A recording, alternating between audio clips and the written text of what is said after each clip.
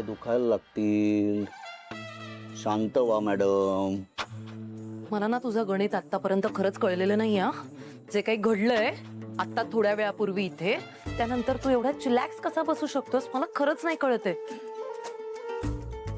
मला कळलंच नाहीये तुझ्या आईने असली खाणेरडी ऑफर त्याच्यासमोर का मांडली. मोनिका डार्लिंग, आतापर्यंत कितीदा ऑफर दिली माझ्या आईने, नाही मोजता येणार. त्याला काही इंटरेस्ट नाही आहे. त्याला काय डोमेस्टिक व्हायलन्स आणि लोकांना मदत करण्यामध्ये हेल्प आहे.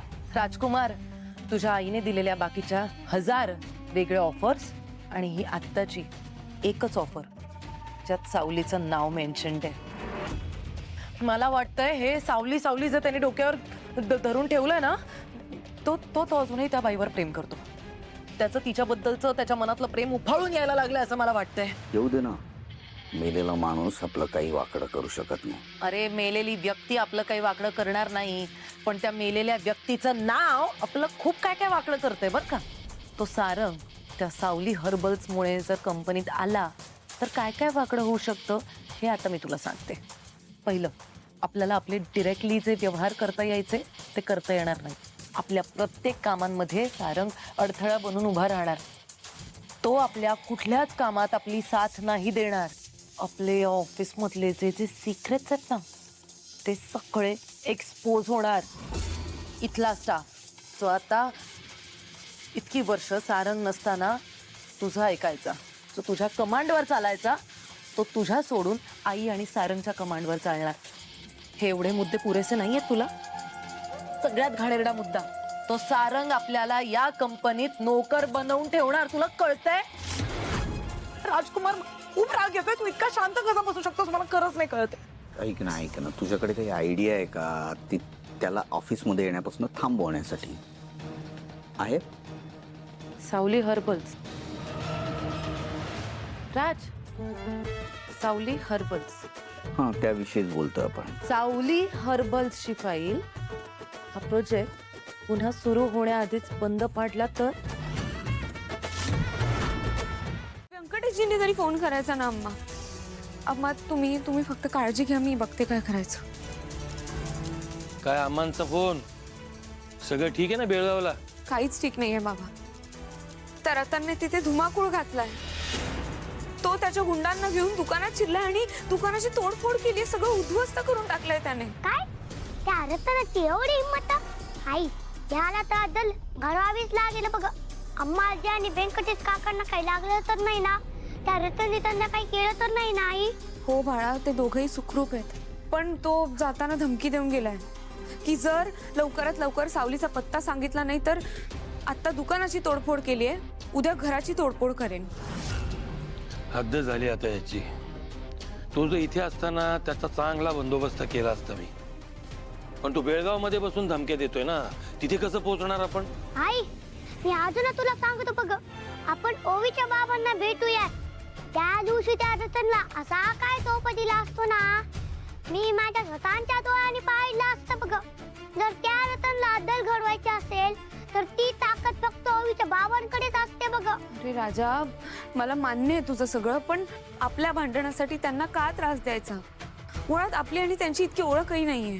अगं आई, त्यांचा जीव धोक्यात जात नाही ग. उलट त्यांना बघून रतनचा जीव धोक्यात जातो. आणि तसं पण ओवीला गुरुकुलात पाठवण्यासाठी आपल्याला त्यांना भेटावंच लागेल ना. हो रे राजा, मला कळतंय तुला काय म्हणायचंय, पण आधीच माझ्यामुळे अम्मा आणि व्यंकटेशजींना त्रास सहन करावा लागतोय तिथे. पण सावली, विचार कर, मार्ग काय काढायचा? त्याचे जे काही पैसे ते त्याला देऊन टाक म्हणतोय तर त्यालाही तू तयार नाहीयेस.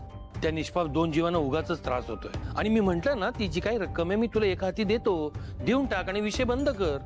नाही नाही बाबा, तुम्ही काळजी करू नका, मी बघते काय करायचंय ते.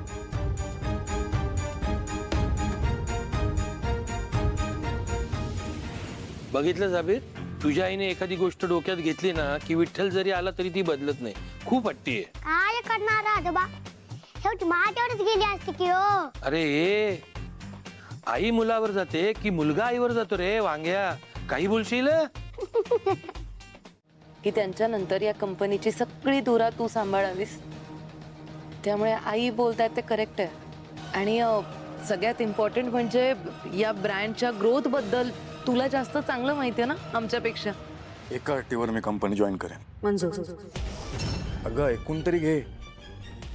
हे बघ, जोपर्यंत सावली हर्बल प्रॉडक्टची कामं व्यवस्थित चालू होत नाही तोपर्यंतच मी कंपनीमध्ये काम करेन. ज्या दिवशी आपल्या लक्षात येईल की सावली हर्बल प्रॉडक्टची सगळी कामं व्यवस्थित चालू आहेत त्या दिवशी मी कंपनीतून बॅकआउट करणार. चालेल? म्हणाले ना मंजूर. ठीक आहे.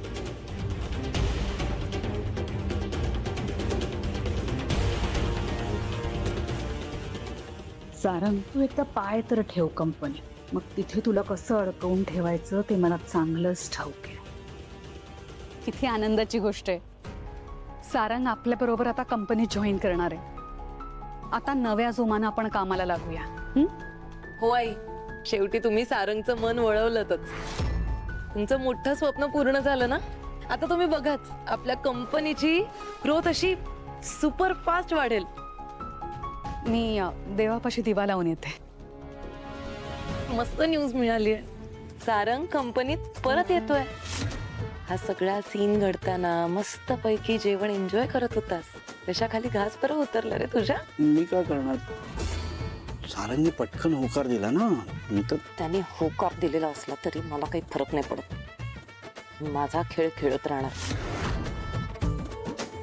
एक काम कर राजकुमार, मला त्या शंकररावचा नंबर देऊन ठेव. हं? त्या माणसाशी आता थेट बोलण्याची वेळ आलेली आहे. घरात बसून काही नाही घडलंय. आता मी माझा खेळ घराबाहेर पडून मग खेळणार.